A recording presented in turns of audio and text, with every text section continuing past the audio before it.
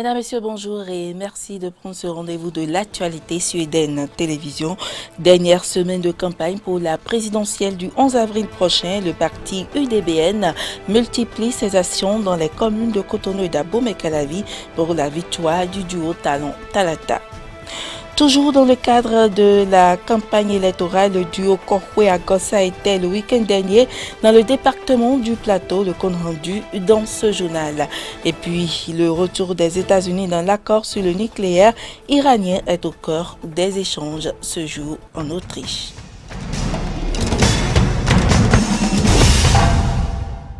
Bienvenue à toutes et à tous. Après la démission et les révélations du juge Batamoussi, le ministre de la Justice, Séverin Kenom, a donné un point de presse. Il a soutenu qu'il n'y a jamais eu l'intervention de la chancellerie dans les dossiers de la justice au Bénin. Il affirme également ne pas connaître ce magistrat, bien qu'étant garde des Sceaux, ministre de la Justice. Suivez un extrait de ses propos.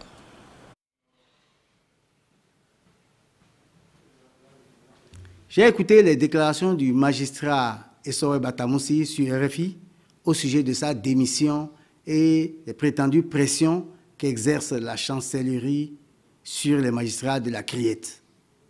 Ce juge, je ne le connais pas, je ne l'ai jamais rencontré, bien qu'étant le ministre de la Justice qui l'accuse. Une telle déclaration, faite le 5 avril 2021 en faveur de l'inculpé Rekia Madougou, n'a rien de surprenant ni d'anodin. Madougou et ses alliés de l'opposition dite radicale jurent que l'élection du 11 avril 2021 n'aura pas lieu et qu'ils vont déclencher dès le 5 avril une insurrection pour mettre un terme au mandat du président en exercice. À cet effet, de fortes sommes d'argent provenant de pays voisins sont offertes ici et là à des personnalités civiles et politiques pour rallier la cause de l'entreprise de déstabilisation qu'ils ont envisagée. Des appels à un coup d'État ont même été lancés. C'est dire donc que c'est ce à quoi concourt la déclaration du magistrat Essowe Batamoussi, qui n'est qu'une recrue de plus. Pour moi, il s'agit d'une manipulation politique. Campagne électorale à présent, l'Union démocratique pour un Bénin nouveau poursuit sa campagne en faveur du duo Talon Talata. Ce lundi de Pâques, ce sont les zones à forte dominance de jeunes qui ont été privilégiées dans les communes de Cotonou et Abomey-Calavi. Frédéric Espoir Mambou et Damien Pedro. L'Union démocratique pour un Bénin nouveau et sa présidente Claudine Afiavi Prudencio se refusent tout repos avant la réalisation du chaos tant espéré au soir du 11 avril 2021. C'est dans cette optique que la machine de campagne du parti au profit du duo Talon Talata a été déployée ce lundi de Pâques dans les zones stratégiques à forte influence de jeunes. Angla, Fidjrosé, Togben sur la route des pêches étaient les cibles pour cette journée. Eh bien, aujourd'hui c'est lundi de Pâques et les jeunes sont massivement donc au niveau de la plage et sous la supervision donc de la présidente de l'UDBN, nous avons décidé de nous déplacer, d'aller vers ces jeunes-là pour pouvoir donc les sensibiliser parce que vous savez très bien, un des objectifs donc du président de la République, c'est la cible de la jeunesse. C'est la raison pour laquelle nous avons choisi cette cible et vous avez constaté sur le terrain qu'on était donc avec eux, ils étaient avec nous. On a profité pour les sensibiliser et pour leur donc demander d'aller le 11 avril pour voter le duo Talon Talata.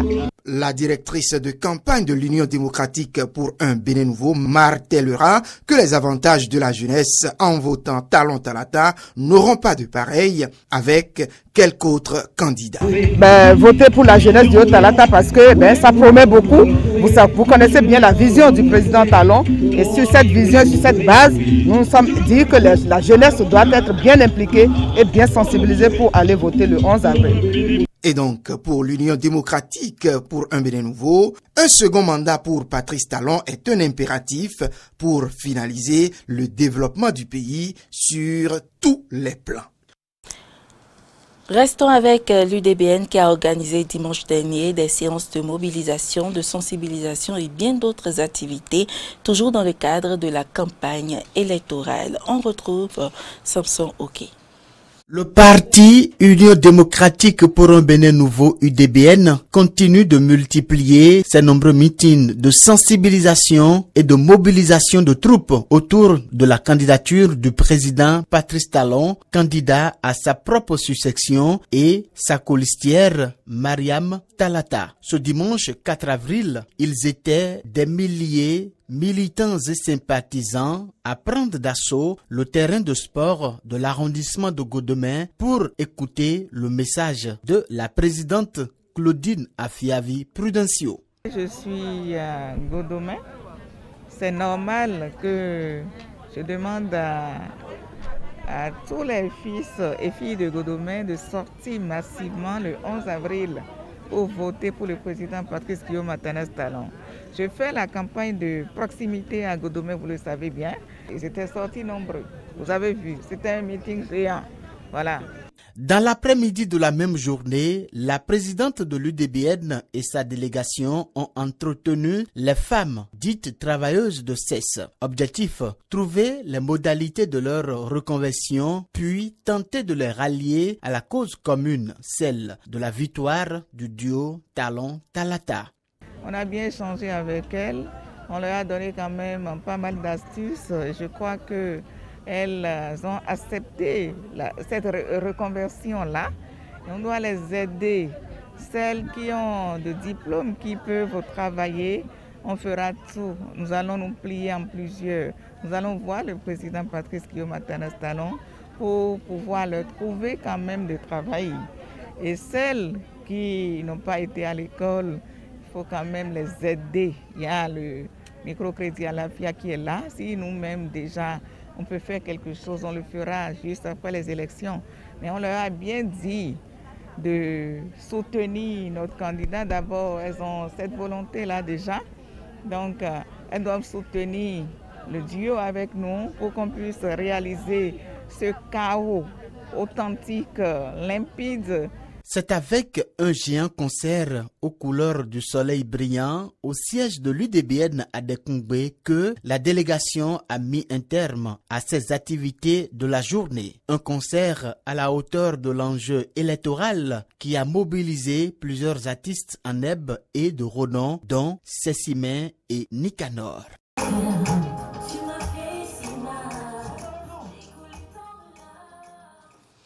Le duo Korhwe-Agossa était en campagne dans le plateau ce week-end. Corentin Korhwe et son colistier Irénée Agossa ont échangé avec les populations de plusieurs localités de ce département afin de les convaincre de voter pour eux. Clémence Tonoukwé pour le point. Le week-end dernier n'a pas été de tout repos pour le duo Korhwe-Agossa. Le département du plateau a été la zone choisie pour convaincre de nouveaux électeurs. De Ifanyi à Pobé, en passant par Sakété, le duo a été accueilli par des populations visiblement déjà acquises à la cause.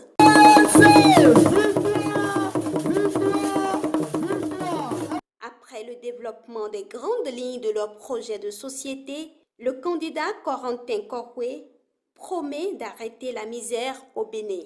Regardez où se situe le choix. Premier à gauche. Je vous demande de grâce, sauvons ce pays de la misère. On a les jeunes qui sont là, on a nos mamans qui sont là, nous avons nos grands frères, nos pères qui sont là et qui souffrent. Il faut arrêter. Il faut arrêter la souffrance. Le duo n'a pas tari de promesses pour séduire les populations venues l'écouter. Irénée Agossa estime d'ailleurs qu'ils sont en mission. Personne ne pensait que nous, on pouvait être candidats. Nous sommes une candidature de surprise. Nous sommes une candidature de l'étonnement. Et si nous sommes là aujourd'hui, c'est que nous sommes appelés. Nous sommes appelés. Nous sommes en mission. Et nous le savons. C'est pour cette raison que nous avons dit que notre mandat serait un mandat de transition.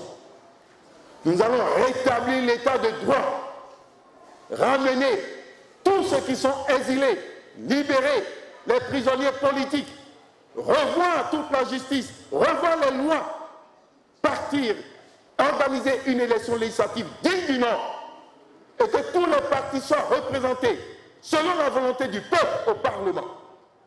Et nous allons déposer le tablier.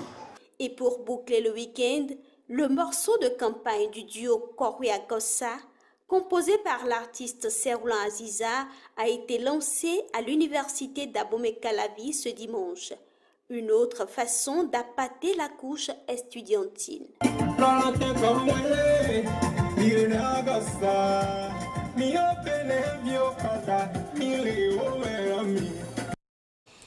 Autre information dans cette édition, les responsables du projet d'appui aux réformes institutionnelles du secteur agricole au Bénin, Ariska, sont allés exposer au maire du Koufo des opportunités de financement agricole qui peuvent leur permettre de booster leur production agricole. C'était lors du premier conseil départemental de concertation et de coordination de 2021 du Koufo tenu vendredi dernier au centre universitaire d'Aplaoui. Jonas Bochi pour le compte rendu. Coiffé par l'Agence territoriale de développement agricole numéro 5, le département du Koufo regorge des potentialités agricoles dont l'exploitation efficiente induirait de meilleures conditions de vie aux populations et un essor économique de ces communes. Les 6 communes du département du Koufo font partie intégrante du pôle de développement agricole Zou Koufo qui a le lead de l'arboriculture fruitière dont l'accent est mis sur la mangue et les agrumes, avec plusieurs filières de diversification telles que le riz, le maïs, le manioc, le soja, le maraîchage, lait et viande et œufs de table. À ce premier conseil départemental de concertation et de coordination de 2021 dans le Koufo, le projet d'appui aux réformes institutionnelles du secteur agricole au Bénin, Arissa, fait le bilan de la campagne agricole 2020-2021 afin de faire des projections pour la prochaine campagne agricole. Cette instance nous permettra de mettre l'accent sur les nombreux défis liés à la coordination des actions de développement agricole au niveau de nos communes en vue d'atteindre des objectifs de production à travers une meilleure mobilisation des ressources, un bon suivi de la mise en œuvre des actions pour plus de synergie et de complémentarité. Selon le manager du projet Arissa, les maires doivent jouer un rôle prépondérant dans la mise en œuvre des réformes institutionnelles du secteur agricole et les sujets à débattre à cette rencontre requièrent particulièrement leur attention. Les questions qui seront débattues concernent la campagne agricole 2020-2021 et d'en faire un point en vue de se fixer des objectifs par rapport à la campagne à venir. Je tiens à rappeler que les mairies ont un rôle central à jouer par rapport à cet objectif, parce que ce sont elles qui sont en première ligne, au travers les organisations paysannes agricoles professionnelles qui se retrouvent éparpillées sur leur territoire communal.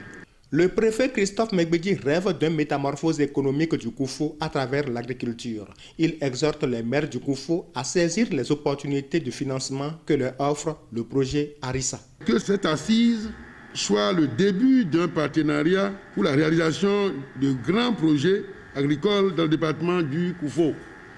Cette assise va nous permettre de nous mettre plus au pas sur le Koufo, puisse engranger beaucoup de financement pour le bien des communautés. Je rassure le projet Arissa de ma disponibilité et de celle de messieurs les maires à accompagner toutes les initiatives de promotion des filières agricoles dans nos communes. En dépit de quelques difficultés d'ordre financier, le bilan de la campagne agricole 2020-2021 est satisfaisant dans le Koufo et la mise en œuvre des résolutions à l'issue de ces assises améliorera les résultats de la prochaine campagne agricole, à en croire les participants. Et l'actualité hors du continent à présent, le retour des États-Unis dans l'accord sur le nucléaire iranien est au cœur des échanges ce jour en Autriche. Ce lundi 5 avril 2021, l'Iran a exhorté les Européens à faire pression sur Washington. La République islamique réclame la levée des sanctions. Les États-Unis avaient quitté l'accord sous la présidence de Donald Trump. Les États-Unis pourraient bien faire leur retour dans l'accord sur le nucléaire iranien. Signé en 2015, Washington a décidé de s'en affranchir en 2018 sous l'administration Donald Trump. Mais depuis l'arrivée de Joe Biden à la Maison-Blanche, le ton a changé et un retour dans l'accord sous conditions est plus que jamais d'actualité, comme l'indique le chef de la diplomatie américaine. Nous sommes prêts à revenir dans le plein respect de nos engagements, si l'Iran en fait autant. Nous étudions les options pour y parvenir, notamment via des discussions indirectes par l'intermédiaire de nos partenaires européens. À partir de 2019, l'Iran a aussi commencé à s'affranchir de ses engagements. Une décision qui a entraîné la reprise de lourdes sanctions économiques imposées par Washington. Si les dirigeants iraniens semblent également vouloir faire preuve de bonne volonté, ils souhaitent néanmoins passer par leurs partenaires européens pour entamer ces discussions. À Vienne, nous n'aurons pas de discussion avec les Américains, ni directement ni indirectement. Nous négocions avec la commission mixte, c'est-à-dire les pays 4+1. Nous leur ferons part de notre demande et de nos conditions pour revenir à l'accord sur le nucléaire. Notre demande est que l'Amérique recommence à se conformer à tous ses engagements dans l'accord sur le nucléaire et lève l'ensemble des sanctions. Une fois que cela sera fait, nous vérifierons et reviendrons également dans l'accord. 6 représentants américains et iraniens seront présents. Les 2 délégations ne devraient pas s'entretenir directement et passer par l'intermédiaire de Josep Borrell, vice-président de la Commission européenne. Reste à savoir donc si cette rencontre suffira à mettre de côté les griefs du passé. En France, pendant que le pays est entré dans un mois dont les restrictions sanitaires renforcées, l'exécutif veut en profiter pour vacciner en masse. Le Stade de France est transformé en centre de vaccination sur tout le territoire. Une quarantaine de dispositifs sanitaires similaires devraient être installés. Objectif, c'est d'atteindre 50 000 personnes vaccinées par semaine, mais on attend toujours les vaccins. C'est un néologisme inventé au XXIe siècle et qui fait couler beaucoup d'encre, le vaccinodrome, une infrastructure pouvant être assimilée à un méga-centre de vaccination. Certains stades ont notamment été choisis pour être transformés en vaccinodrome, comme ici, à Lyon. Des initiatives saluées par le ministre de la Santé. Le service de santé des armées va travailler à développer un certain nombre de grands centres de vaccination. Vous pouvez les appeler vaccinodromes ou méga-centres, quel que soit le nom. Il y a au moins 35 centres qui vont être déployés à la fois par l'armée et les pompiers sur le territoire national. Et nous en déployons avec l'État, l'assurance maladie, un certain nombre d'autres aussi pour pouvoir être capable justement d'utiliser tous les vaccins qui nous sont livrés. Et si aujourd'hui le gouvernement embrasse cette stratégie, cela n'a pas toujours été le cas. Revenons au mois de décembre 2020, alors que certains de nos voisins, comme l'Allemagne, lancent des vaccinodromes, la France se montre réticente, et ce, en dépit des appels d'un certain nombre d'élus locaux. Voici ce qu'en disait le ministre de la Santé lors d'un discours devant les sénateurs. Et par ailleurs, lorsque nous vaccinerons en population générale, certains élus auront peut-être à cœur de mettre à disposition des locaux, non pas des immenses vaccinodromes. Je n'y crois pas. Une ferme position qui résonne étrangement à nos oreilles aujourd'hui, alors même que les initiatives de ce genre se multiplient désormais. Pourtant, c'est avec aplomb que le même Olivier Véran déclarait à la fin du mois de mars. Ensuite, vous posez la question des vaccinodromes. Il n'y a jamais eu de religion anti-vaccinodrome. Donc, si on résume, on est passé d'un non catégorique à la mise en place d'au moins 40 mégacentres de vaccination, juste en l'espace de 3 mois. C'est donc ce qu'on peut appeler un revirement. Certains élus auront peut-être à cœur de mettre à disposition des locaux, non pas des immenses vaccinodromes. Je n'y crois pas. Il n'y a jamais eu de religion anti-vaccinodrome. Les arguments du ministre de la Santé sur la stratégie locale déployée au début de campagne peuvent s'entendre. En revanche, comment expliquer que l'on mise aujourd'hui sur ce qu'on dénigrait hier ? Sans doute, les injonctions du président de la République ont-elles pesé sur les préférences d'Olivier Véran ? D'ici à la fin de l'été, tous les Français de plus de 18 ans qui le souhaitent pourront être vaccinés. Reste maintenant à juger de l'efficacité de ces vaccinodromes. En termes de communication, rien ne serait pire que d'avoir changé de braquet pour un résultat médiocre. C'est pourtant ce que redoutent certains, comme Raquel Garrido, ancienne porte-parole de la France Insoumise. Elle s'inquiète notamment de la transformation du Stade de France en vaccinodrome. Ouvert à toute la population francilienne avec un objectif de 2000 vaccinations par jour, il y aura un effet aspirateur à vaccins au détriment des populations fragiles, âgées et isolées du département. Si cet effet aspirateur reste à prouver, il touche en tout cas au fond du problème. Le gouvernement aura beau ouvrir autant de vaccinodromes qu'il le souhaite, encore faut-il que des doses de vaccins soient accessibles en nombre suffisant. Et ce sera tout pour cette édition. Merci pour l'attention. À demain.